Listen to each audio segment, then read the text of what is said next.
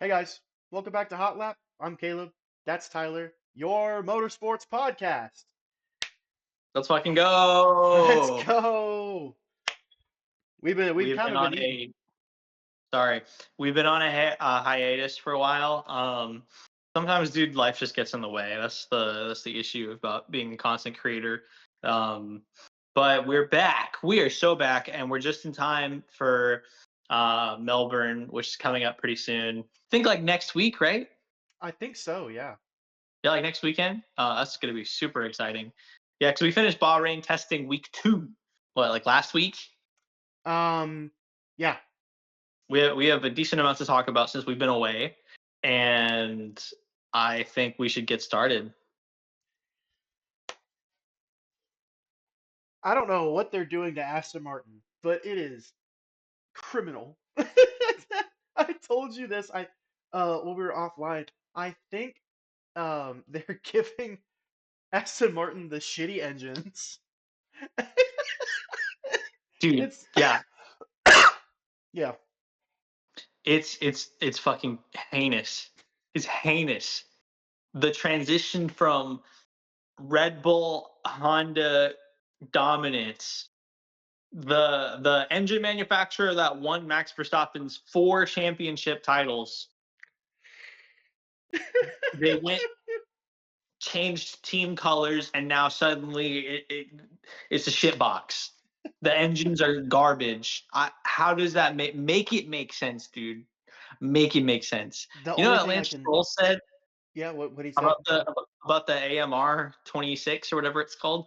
I think I mentioned this last episode too, but they asked him about what he thinks is great with the car, and he says delivery.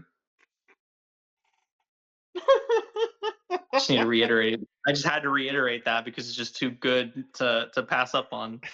Um, yeah, I have a little bit of information about like maybe why the Honda power unit is just shit this year compared to last year, but it shouldn't be like this bad regardless. Like I don't understand how we go from Honda supplying engines for one of the most dominant teams in Formula 1 in the 2020s to just being, what was it, like 3 to 4 seconds off the pace in Yeah. testing in Bahrain? Yep.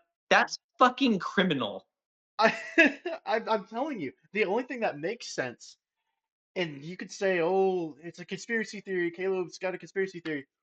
They have to be giving Aston Martin the shitty engines and saving the good engines for Red Bull. There's no way otherwise that if it's the same engine, it should be that much of a difference. Either that or they just gave them a faulty engine. Like maybe not on purpose, but they didn't do enough testing for that specific engine and just gave them a faulty one. But Well, no, remember the regulation change. that's true. I don't know, my money's on they just gave like maybe intentionally gave Aston Martin like just shitty engines and saved the good ones for Red Bull. That's my personal opinion. Well, Ford and Red Bull make engines together for Formula One. So Honda doesn't supply Formula One engines to anybody else except Aston Martin. Oh yeah, that's right.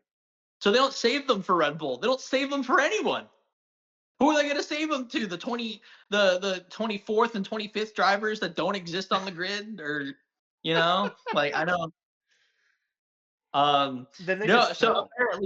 apparently, from what I've seen online, it might have something to do with, I guess, how the car is built around the engine, Mm, and something about it being like, I don't know if it's the chassis or the frame or what it was exactly. I don't have the information like ready and available right now, but something apparently having to do with something like surrounding the engine, um, that's been making it like malfunction. Like I guess Honda didn't plan for whatever specifications that Aston Martin had, which makes even less sense because they should have been like yeah, CCing each other on the emails for years now yeah. about how the design was going to go. But I mean, you they know, knew what, about these. They knew about the regulation changes. They knew about it for years, for years. and now here we are. Honda are trying to troubleshoot the issues. but I think Aston Martin is this year's Alpine. I think they switched places this year as far as like standings go. Tragic. All those That's, memes about Honda fucking Fernando Alonso. Oh my god, dude. uh, I love those memes. They're so funny. They're super funny because I guess when he was racing for McLaren, McLaren was getting their engines from Honda, and apparently the same issue happened where Honda just, as an engine supplier, was just like doing terrible. So it just comes right back around to bite him in the ass again. That's crazy. Poor Fernando, dude. He's just been dealt a bad set of cards like almost his entire Formula One career. I know, and it's like he stayed in the career for so long just to be put with a frankly a backmarker team. I feel so bad for the man. I mean, granted, he's still getting paid. He's still getting his money. He's richer than I am. Get it, man. You know, Yeah. but I feel like if you're at this point, I feel like he might just be comfortable being in a backmarker team as long as he gets paid. Because I mean, he's going to Nah. retire soon. He should retire soon. I mean, it's like what, 40? He's pushing 40 something. Yeah. I mean, I think he should retire too. I don't care for Fernando Alonso. Just am indifferent towards him. I don't think he's comfortable though with Aston Martin losing out this bad. Like they haven't officially lost anything yet, right? But allegedly Fernando, like in testing at some point, he was like really pissed off and he did something. Like he like threw his helmet or like he threw his gloves down on the ground or something. But like he was like raged Damn. about the situation. Because I think from what he's been saying, because I think at one point he was quoted to say that like he thinks that Aston Martin was going to be like a top team. I think he genuinely believes that, and I think the trajectory they're trying to take is trying to get them there, but it's just not getting there. And it's kind of like the Ferrari effect, Okay. except just green instead of red. Just Um, green. yeah, so I don't know. I think with Adrian Newey, I think they're kind of in the same position in a way, not exactly in the same way, but they're kind of in a position as a team like a Cadillac would be, where or like Williams, like they're trying to figure their shit out still, and they're trying to like troubleshoot the issues that they're dealing with, and they have the potential to be a top team. They're just not there yet, and they need to stick with it for probably a few more seasons at least till they become an actual challenger to the throne, if you Yeah. will. It's just criminal what Honda's doing to him, man. Criminal, dude. And this is the same engine manufacturer that just last year had Max Verstappen fighting for a title against Lando. But Same engine manufacturer. ugh, make it make sense. They used to Yeah, be good. I don't know what happened. make it make sense for real, dude. For real. I don't understand it. I mean, that's Yeah. like their only. Oh, at least in that side of in the F1 side of motorsports where Honda's involved, that is their only job is to make engines for Aston Martin Yes, HRC, Honda Racing Core or whatever the hell they're called. Corporation, I think. Corporation. Yeah, yeah. HRC's sole job is to make just high performance powertrains. Obviously they do motorcycles and they do other things too, right? But I mean, in my opinion, I think Formula One should take precedent over any other form of motorsport. Hmm. And the fact that they had one job for one team and fucked it up this bad, make it make sense. I heard that there were HRC boxes sent to Aston Martin during testing. Like, Yes, ooh, that's not a good look. I mean, unless they they're literally. getting like, well, no, that's just not a good look. No, I think it is. I think it's them trying to fix the problem. I think that's what it looks like to me. I Yeah, think they're getting that Amazon customer service treatment with the boxes showing up in the garage. I think it's just embarrassing, but also at the same time, that's a good point. I'm glad that they're trying to actively fix the problem. Um, hopefully it works. I'm not a huge like just like how you're kind of indifferent to Fernando Alonso. I'm just kind of indifferent to Aston Martin. It's just what they're doing to them is crazy. But I hope it gets better for them, and I hope they can actually put up decently competitive lap times. Because let's be honest, Fernando Alonso deserves a win. He's been in the game too long. I mean, like Yeah. he used to get wins, obviously, but like he really just he it's been a while. He deserves something good. Yeah, I think we need to throw Fernando a bone at this point, dude. Like just out of pity. Like I know it wouldn't be earned, but like just give him something, man. Fuck. Anything. Um, anything, right? Um, yeah, it's just awful. It's just a tragedy, really. Um, but I think that concludes the Aston Martin banter for now, at least. I mean, Yeah. we'll see how they compete throughout the season, but I think they are going to be the number one like team that just disappoints. The number one disappointer. Ferrari's power units, on the other hand, as opposed to Honda, are actually quite surprisingly well. What do you know about that? I don't really know that much because I mean life's been really kind of hitting me in a different way recently, so I haven't had very much time to kind of keep up. Um, but um, I do know about their new active aero, which we can get into in a little bit. And I did see Charles Leclerc's lap times during testing, and I gotta say I'm ecstatic. My boy, my goat, Charles Leclerc. He's actually putting up some good numbers in testing anyway. We'll see when Australia comes, but Right. Yeah.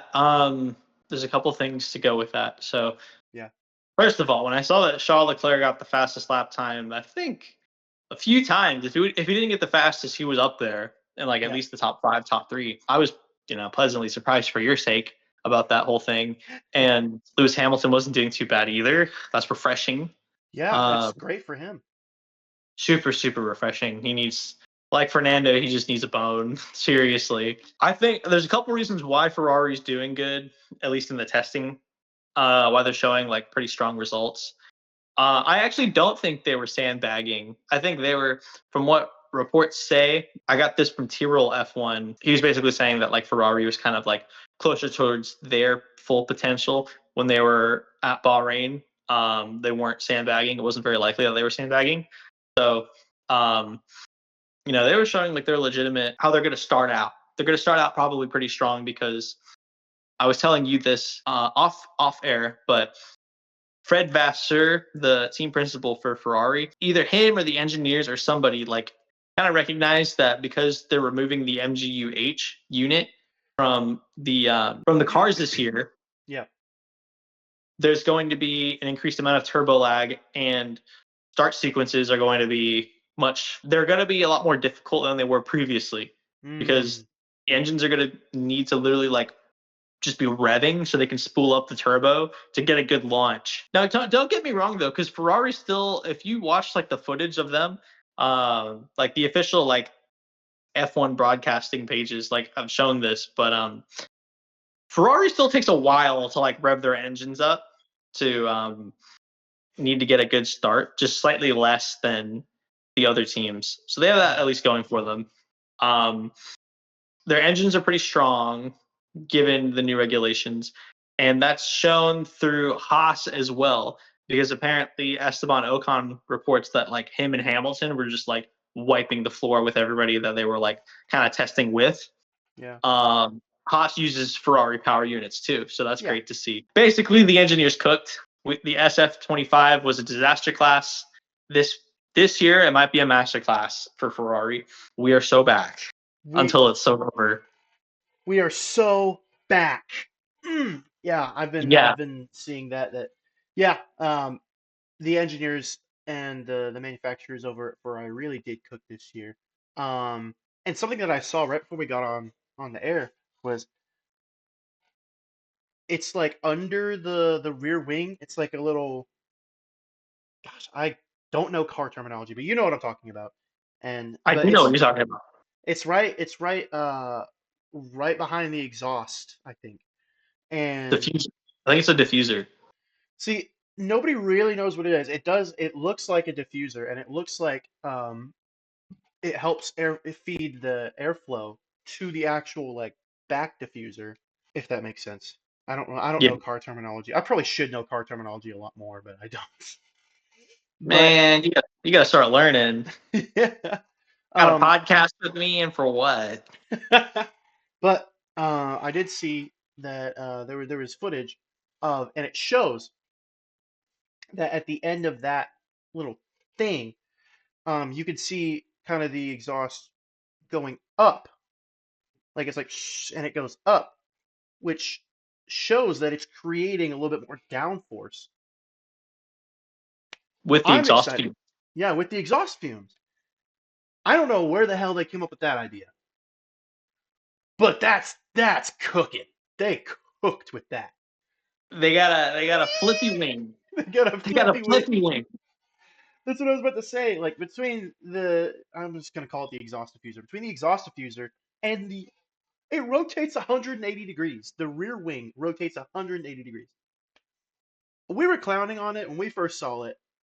I'm kind of warming up to it. I'm like, okay, that is kind of cool. You know how much time that actually gains Ferrari based on what I've seen? How much? Like an extra 8 8 tenths to 10 tenths of a second faster just because of the wing.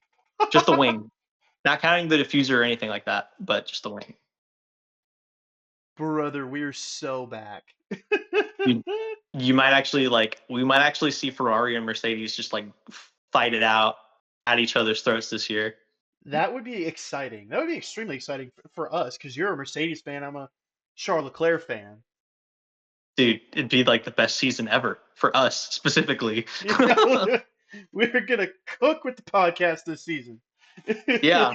You have Ferrari's doing some really badass innovation, which blew my mind. I didn't know about any of this till Bahrain testing. They Yeah. didn't show it in the shakedown either. Like No, we not just at found all. out about this in Bahrain. So it was really cool to see Ferrari like innovating and actually like pushing it. Lewis Hamilton says that it has some of his DNA in it too. So he had some kind of direct feedback that he made. Yeah, I know that's what she said. I get it. Yeah, your face said it all. Just going His through it. DNA is not like that. I'm a child. Anyway. No, as soon as I said it, the thought went through my head. I'm not gonna lie, but where I'm going with this is Ferrari's cooking and we are so back. Tifosi rejoice. Um, Pop the prosecco bottles, but um, yeah, we have Ferrari with that. Good news for Mercedes and bad news. Do you want to hear the good news first or the bad news first? Um, bad news gets worse with time, or bad news doesn't get better with time. So bad news first. Okay. Bad news for Mercedes. The engine might not be as reliable as we thought, and it low-key might blow up.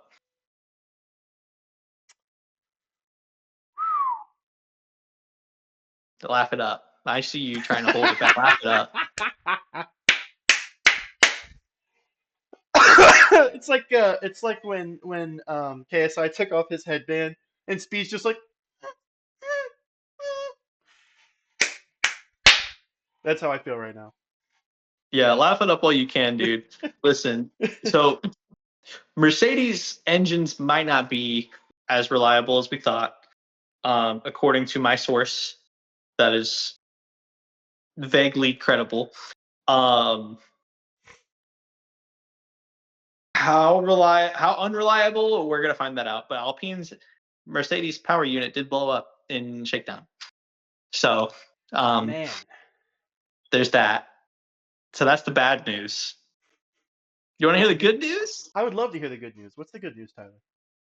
Mercedes and its customers, which means McLaren, Alpine, Williams.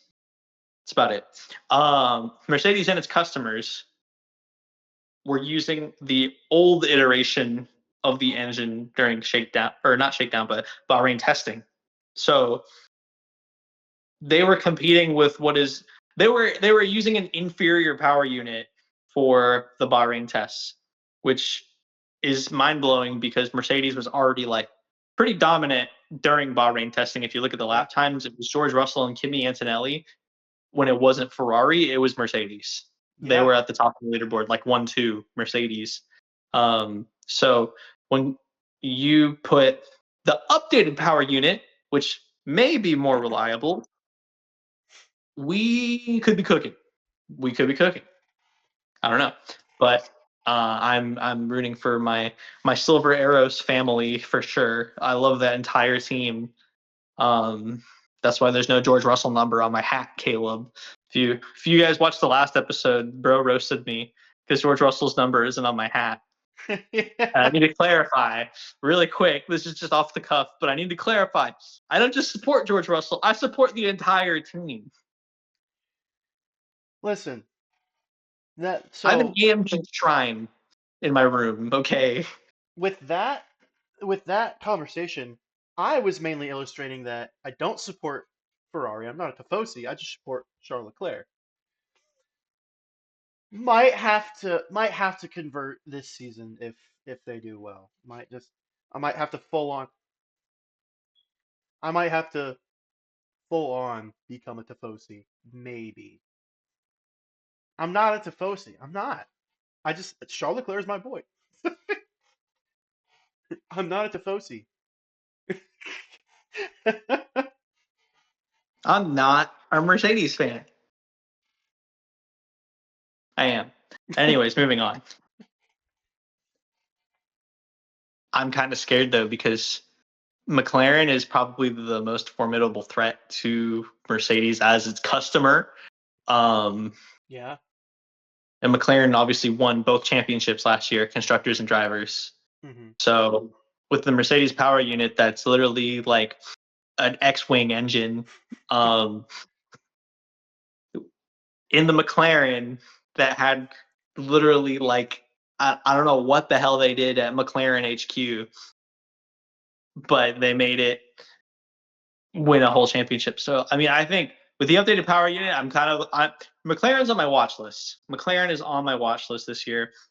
Do I think Lando Norris is going to win another championship though? Absolutely fucking not. I think that was spoon fed to him. Yeah. On a silver spoon, like baby food, like peas, like mushy peas, just fed to him. Here comes the airplane.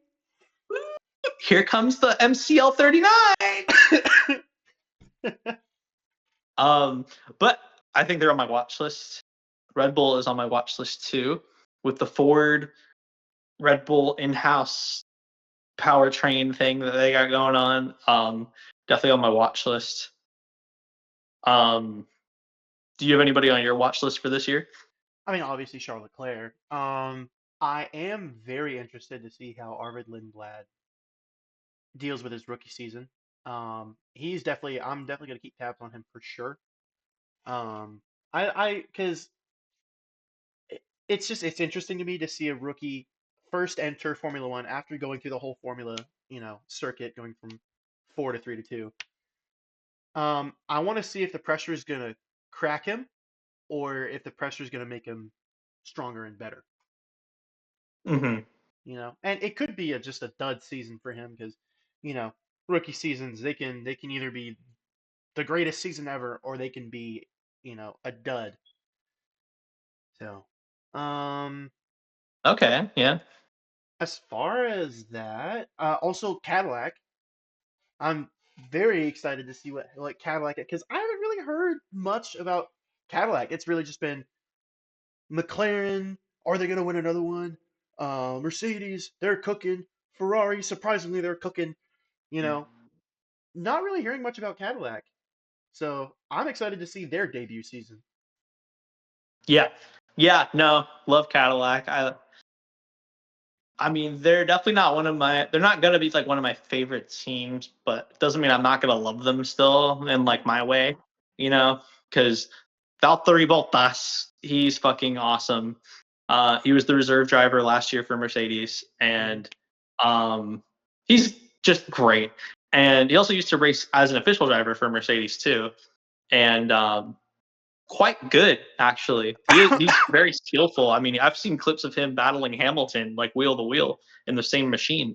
So he's quite good. And then obviously Checo is fucking awesome too. He's battled Lewis Hamilton too in Abu Dhabi 2021. That was when You know, I don't know if that's exactly when he got the name, but the Mexican Minister of Defense, that's kind of like his thing. Because he's a great racecraft, great defense. Checo's a super skilled driver.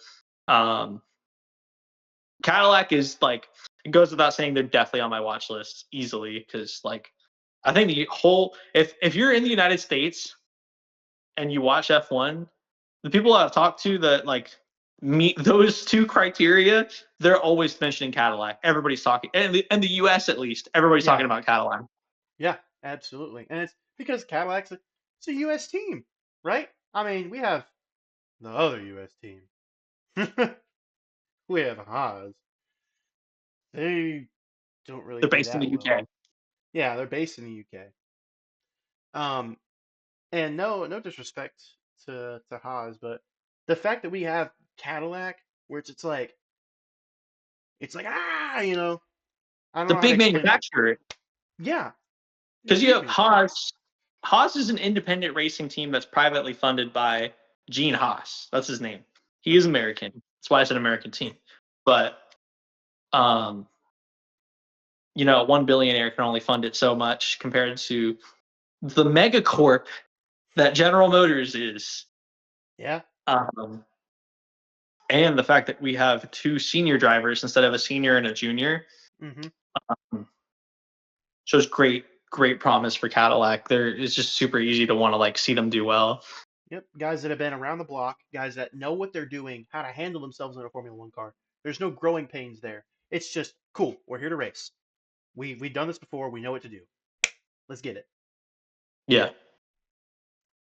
I know they Um, weren't putting up dominant lap times in testing, but hopefully we can see them at least get a podium this year. That would be really cool. I think that's a reasonable ask. I think that's very fair. We could see them get a podium this year, maybe a couple podiums, nothing crazy. But like probably on a Williams level, we saw Carlos Sainz get a few podiums here and there occasionally. Yeah. Um, I think on like a Williams level, they could definitely get some midfield points. Maybe finish fifth or sixth in the constructors. Um, that would be really cool. I think that's a reasonable ask for Cadillac in their first year because based on our lap times that we've seen in Bahrain and the Barcelona shakedown, their car isn't anything crazy. It's not a living nightmare like the AMR 26. Yeah. Somewhere in between. So Yeah. it's between Aston Martin, but it's not with the top teams. So it's somewhere Yeah. in the mid. I would give it my prediction that it's going to finish in the midfield. Yeah, that's fair. And I'd be happy for them to finish in the midfield. Like, hey, good job. Like it's your debut season. You went out there, you did the thing, and you didn't come in last. That's a win in my book. Pat on the back. Yeah. Now, if it's your fifth year and you haven't progressed past that, okay. Eh, you know. Okay. Their biggest threat, I think, is going to be uh, the biggest team to rival them is going to be Audi because Audi's just starting out in their first year too. But what's different about Audi compared to Cadillac is Cadillac starting from the ground up. Yeah. Audi purchased an existing F1 team with existing drivers and an existing set of engineers and mechanics and a pit crew and all that stuff, right? But it is still Audi's first year as Audi. Yeah. Audi's gonna have their way and want to do things their way. So I can see, considering that it is the second newest team besides Cadillac, well, they're both equally as new, but you know what I mean. Yeah.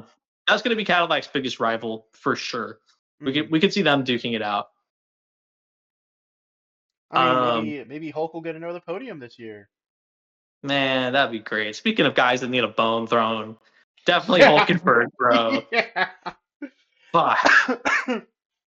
I watched him get that podium live. I was happy the whole day. Yeah, last year when I was just starting to get into F1, I didn't watch it live, obviously. I saw clips of it. But I was like, "Oh, Hulkenberg, okay, cool. This guy got a podium. I wonder why everyone's like freaking out about it." And then I found out, oh, that's his first podium in his career. And he had over over 200 starts. Yeah, it was his 15th year. his rookie 15th year, baby. His rookie 15th year, baby. So yeah, I was happy for him. I was like, oh, that's awesome. Yeah. Yeah. I would love to see that. I would love to see Audi do well. Because they seem like a really cool team. I got to talk about, like, just on a random note though. Brought this up to you, but circling back to McLaren for a second, what the fuck? So for those of you guys that don't know, I'm gonna like break this down really fast. We don't follow IndyCar, and we probably won't cover IndyCar on here because I don't care. I was just being honest. But Yeah. in IndyCar, McLaren also have a team. I think it's like McLaren Aero Racing or something like that. And they had signed Alex Palou, who is a Spanish driver. I think he won some IndyCar championships too. At least two, I think.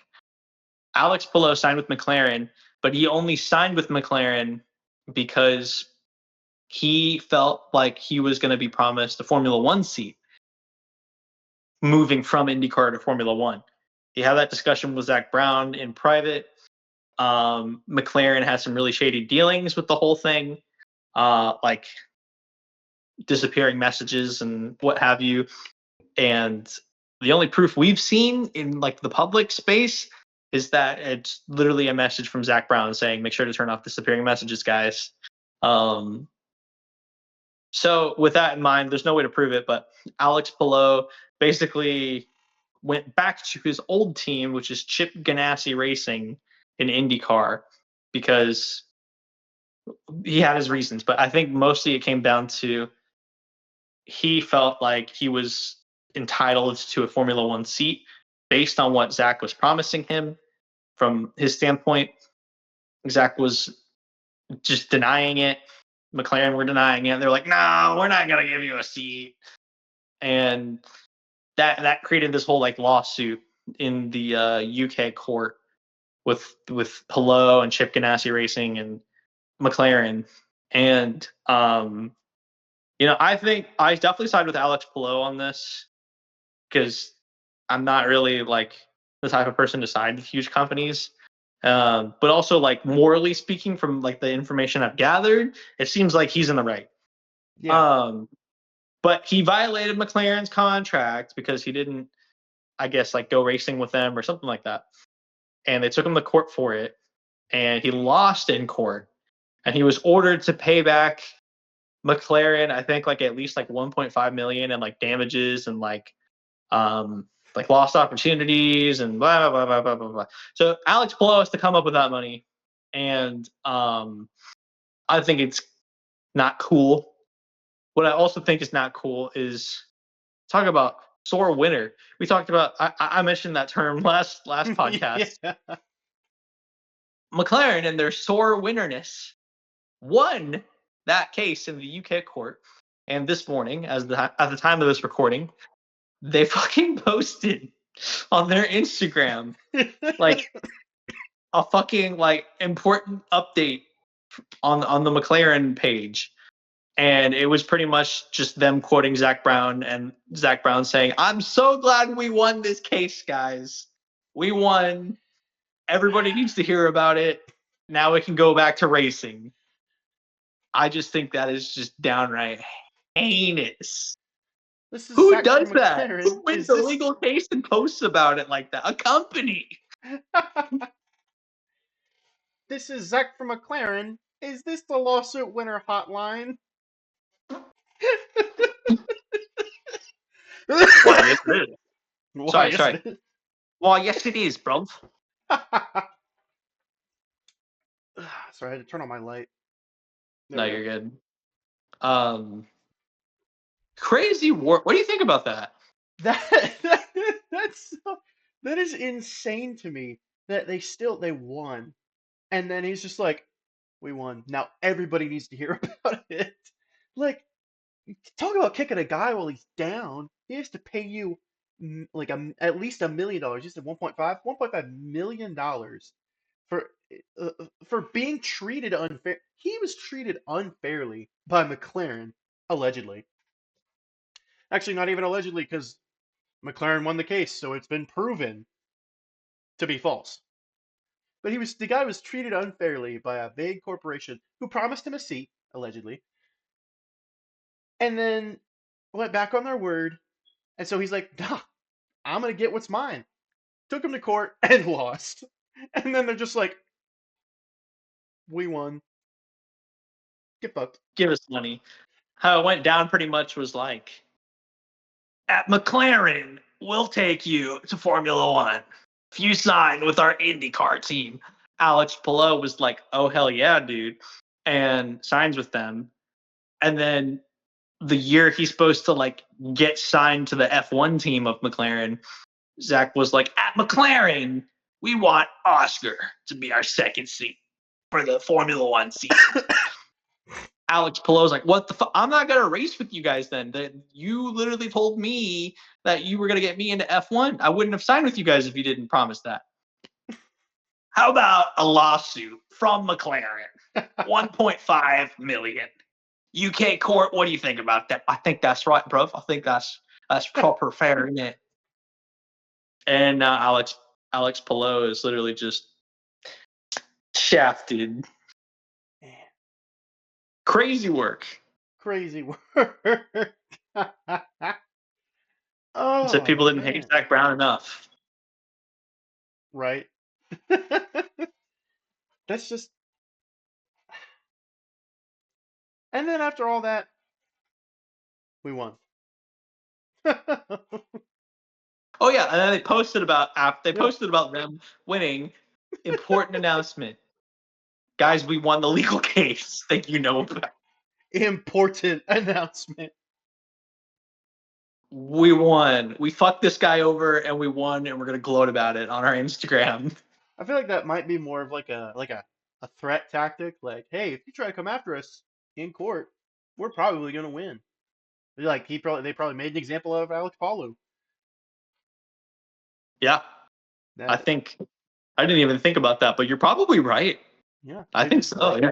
they're like, don't take us to court because we'll kick your ass and then we'll demand money from you. Just look You at know this this. guy. Yeah, you know this IndyCar world champion. We just fucked him. We can fuck you too. We're McLaren. Here at McLaren. Yeah, so that's that. I just think that's crazy work. Um, That the really is. D1 the D1 McLaren hate train just don't stop. They don't make it easy to be liked. No, they really don't. They don't make it easy to be like. Speaking of McLaren, Lando Norris, do you have anything to talk about regarding him? Okay, listen. Now, and I was gonna bring this up. Um, I just want to preface by saying that whatever orientation you are, you love who you love, you like who you like. I don't judge. You know, We'll laugh at you, but we well, don't yeah, judge. we'll laugh at you. We don't judge.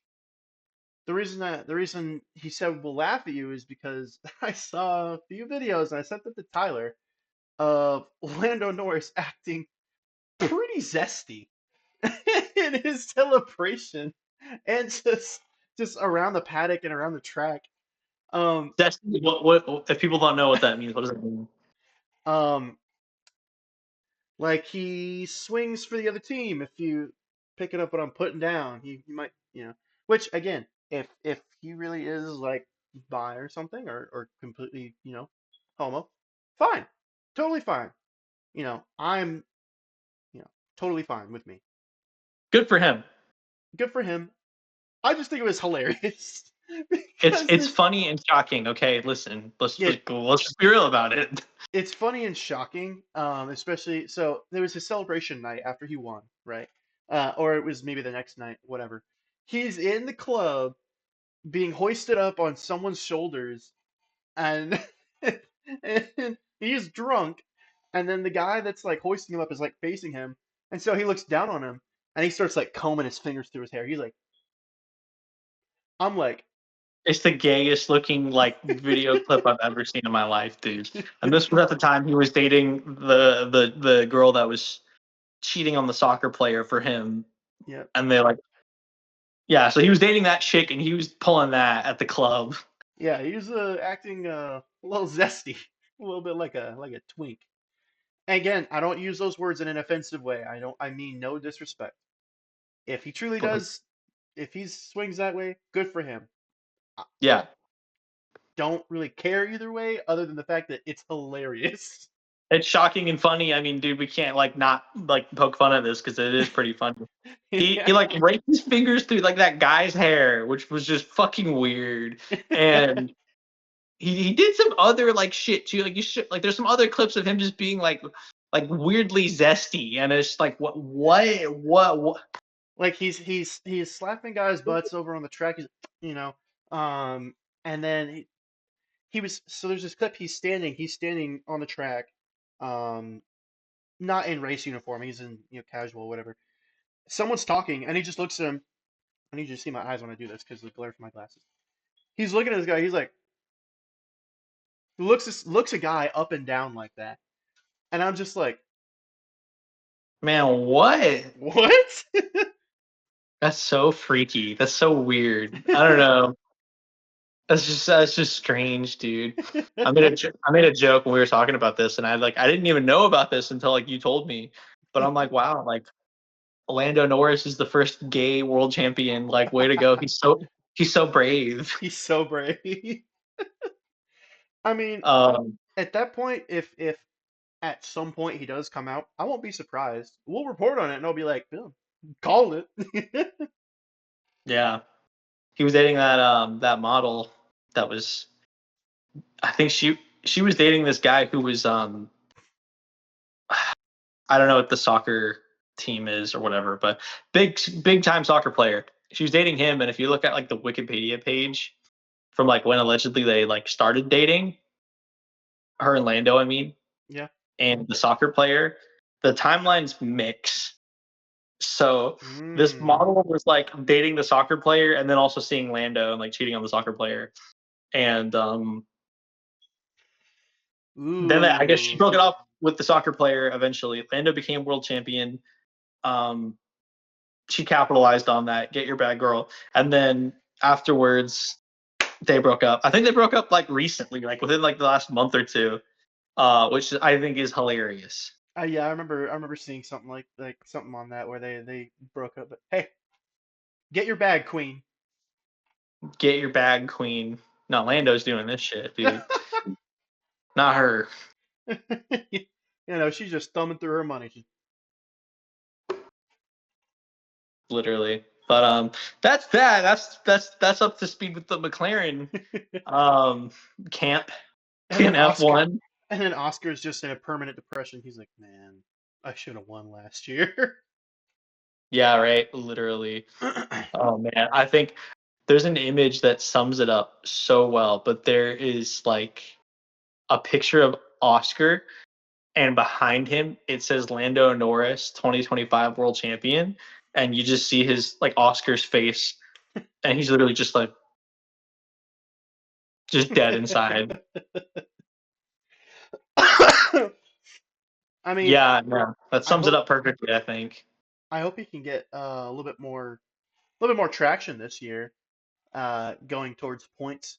Um, I don't really want to see McLaren win, but if at the end of the season McLaren dominance, right? But in Oscar's favor, I won't be that mad. Or I want him to be mad. He deserves a win. Yeah. But I don't want McLaren dominance because that was Uh, boring last year. It was so boring. I love their cars. Everything around the cars needs to go. I don't want to see another year of papaya rules. Mm-mm. I don't want to see another year of this is Zach from McLaren. Is this the World Championship hotline? I don't want I to don't see want to see another another year year. of I don't want to see another year of remember how we go racing. No. If I'm forced to be subjected to another year of a different fucking sport, into like IndyCar or something. No, McLaren's an IndyCar. I'm not even going there. I'm going to like GT3 or something. MotoGP. MotoGP. I'm just, you know what? This will be a MotoGP channel. If we are subjected to another year of papaya rules in the championship fight with McLaren in it. I'll make the jump with you. Yeah, no. Like pulling teeth having to sit through that, dude. Ugh. I know. It was. I mean, you guys can go watch the rest of the episodes we have of last year. Um, but just you We could talk about it a see lot. we talk about it a lot. You could just see the depression in our faces when we talked about it. Like, yeah, McLaren did good again. Oh, Lando Norris did good again. Oscar got fucked again. Oscar got put through the ringer again. Yeah, man. Oh my gosh. I don't want to see that again. Um, I would say that's that pretty much. Yeah, Um, how do you think this year is gonna pan out? Because people are not the drivers. I mean, the drivers are not exactly happy with the new regulations. Verstappen has been pretty like vocal about it. yep, Um, I think Carlos Sainz doesn't feel like he should be vocal about it because it's not his place. Um, he's very classy like that, but I digress.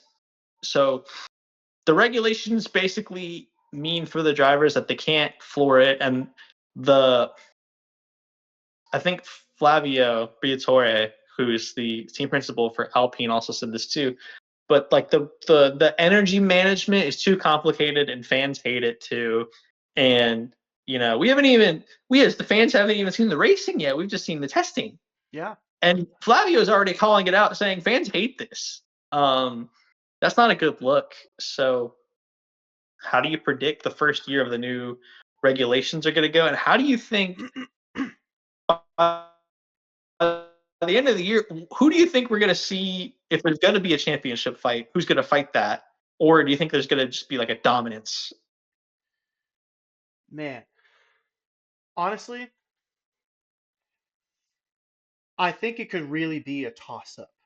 I think there's going to be a lot of growing pains this year, like a lot of growing pains, especially for the more seasoned drivers. Um, the drivers that are in their rookie season or maybe their second, third year, they'll adapt pretty quickly. Um, but for the older drivers, Lewis Hamilton, Fernando Alonso, Max Verstappen, Carlos Sainz, you know, they're gonna need to really hone in, because they're so used to driving a certain way because the regulations haven't changed that much like this drastically in a long time. Yeah.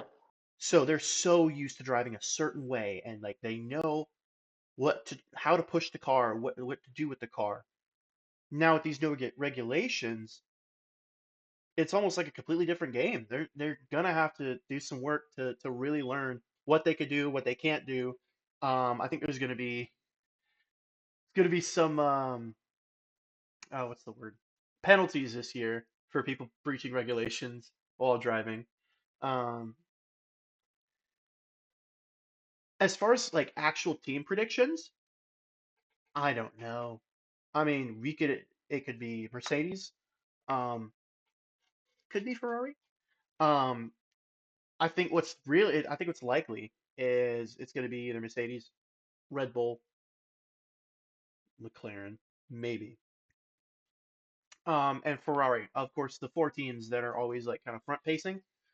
Um, I think those teams have a really good shot at just like battling it out, but I think they're going to be pretty even throughout the entire season. Mm-hmm. Um, with the exception of Mercedes, they might pull ahead quickly and then keep it, but it's going to be like closer than it usually is. Um, it's going to be close. Um, I think they'll be able to rack up maybe a comfortable or a semi-comfortable lead, but not like how McLaren was, where they're just kind of sitting back and does nothing, gets podium. I think they'll be able to rack up a slightly comfortable lead and then keep it. Um, de Depending on if the engine's going to be reliable. Hopefully, for your sake, hopefully. Yeah, right. For real. But I think it really is. It is a toss up at this point. There's so many unknowns.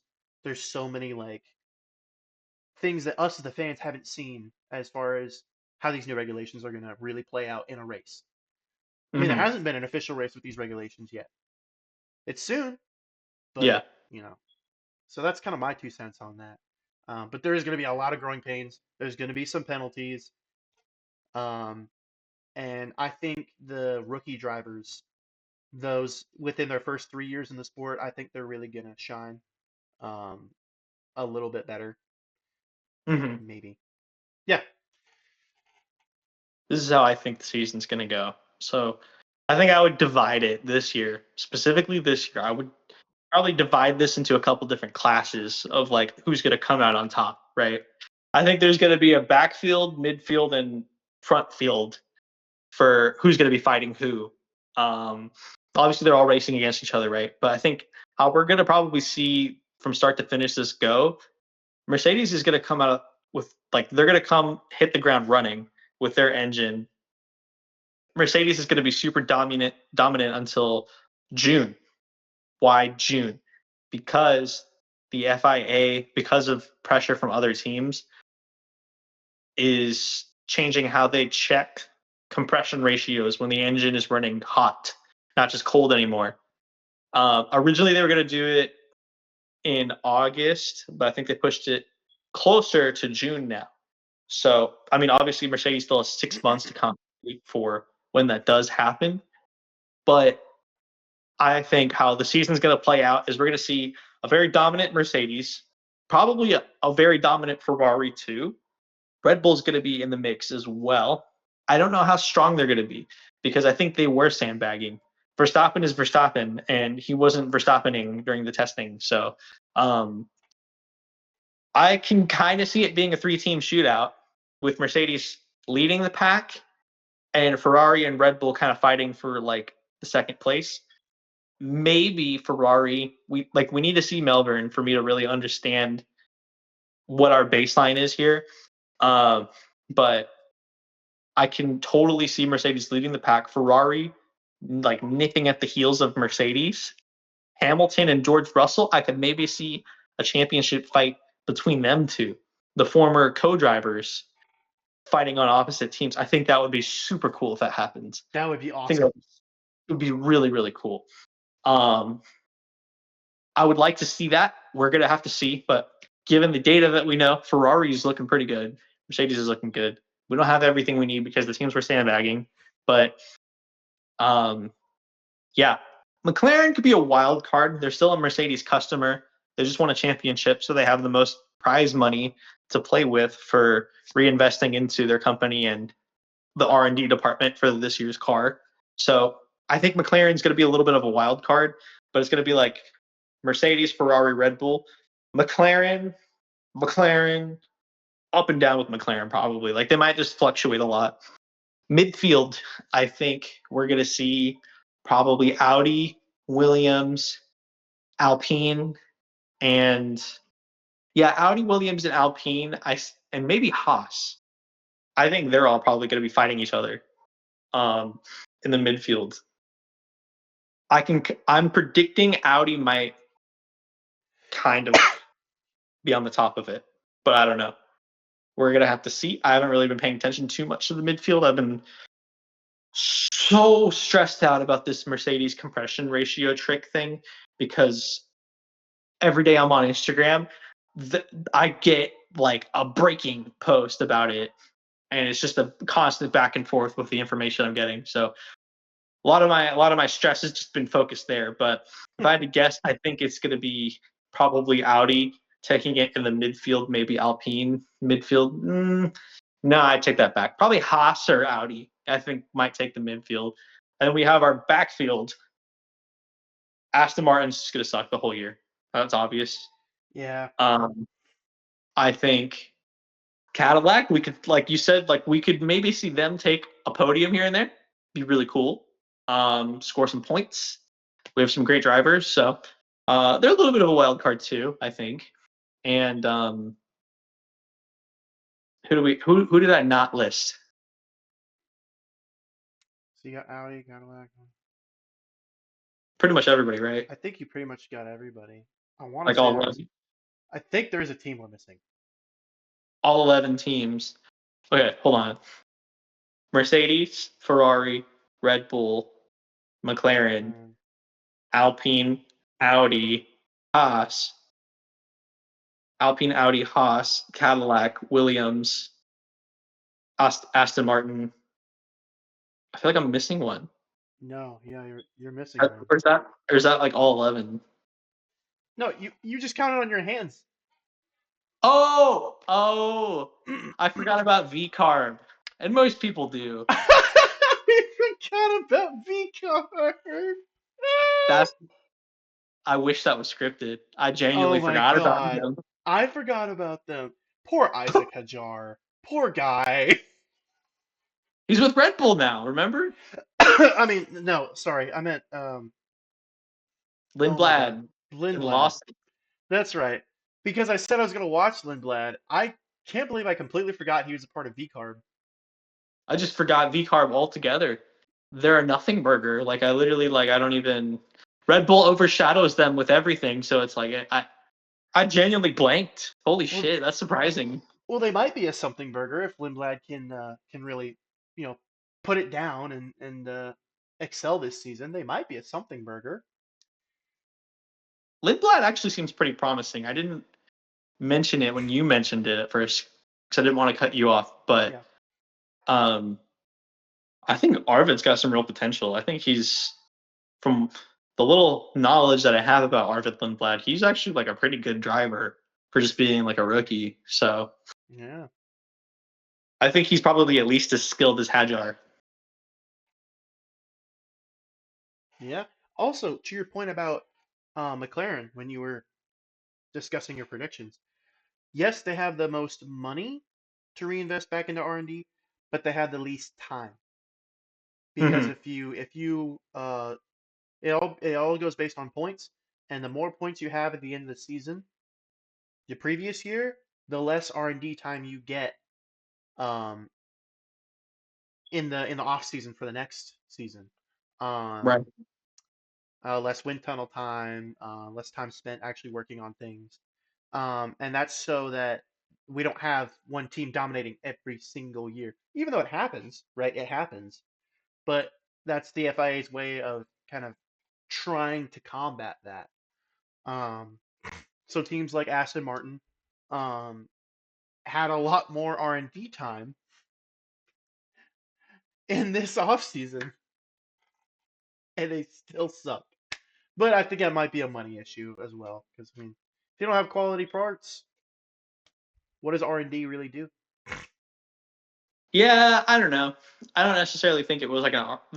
I definitely don't think Aston Martin had like more R&D time than like someone like Mercedes or anything. I think they had the same amount, but I think it might be a money thing. And Aston Martin's having growing pains still because they haven't actually been around for that long. Um, Formerly they were Alfa Romeo as early as like 2021 or as late Okay, as 2021.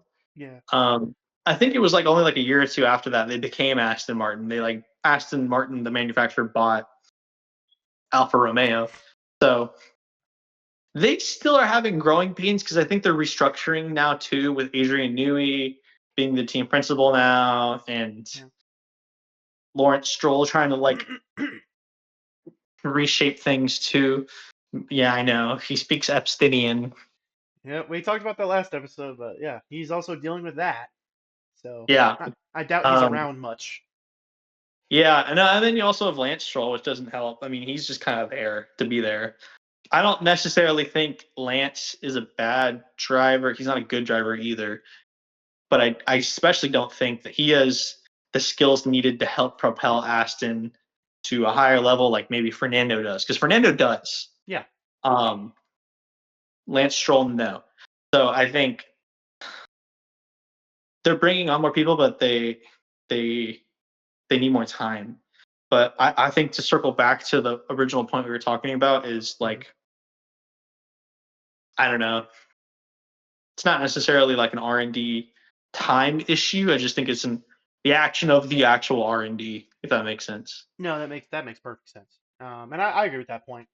Um, yeah, I really do feel like it might be a money issue, especially because I mean, with all these allegations against Lawrence Stroll, I'm not saying he's not doing good financially, but he's probably doing worse than a few years ago.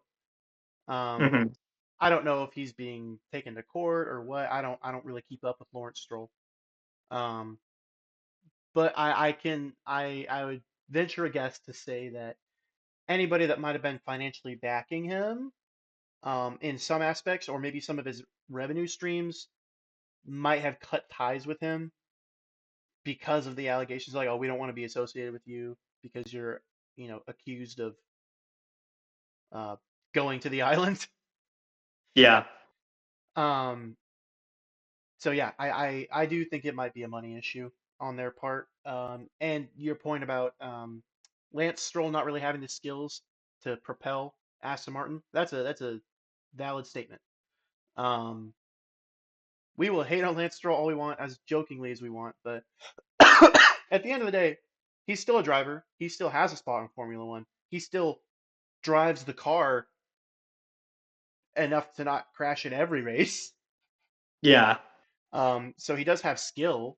He just doesn't have the level of skills required to be able to propel the team forward, just like you said. Fernando Alonso does. Um, I just don't know what's going on with Fernando Alonso. Yeah. And like their whole management structure is being shifted because they're taking the old team principal, putting him in a new spot. They're taking Adrian Newey, who is a car designer, making him team principal now. They're reshaping all over the place. Yep. But yeah, that's that. We will just have to, like we always say, wait and see to see how this 2026 season goes. See how it all pans out. I'm really excited for Melbourne. Melbourne is going to be the first litmus test that we get. Melbourne is a very flowy, very high speed track. So for all of our following high speed, flowy tracks like that, we're going to have a baseline for how these cars are going to perform and who's going to be on top where. Um, so very excited about that. At the time of this recording, it's next weekend. So Yep. um, I'm very excited, and I'm sure you are too, to watch that. But I think that's it from me. Do you have anything else to add? No, I'm just really excited to get into this season. Also, everybody watching, make sure you renew your Apple TV subscriptions because Formula One is now on Apple TV. It's no I longer just Formula One TV. I just renewed mine this morning. I'm going to renew mine later today or later tonight. Um, but yeah, that's it for me, and we will see you guys after Melbourne. Hell yeah! Later, guys. Later, guys. Thank you for watching. Um, and you guys have a good night.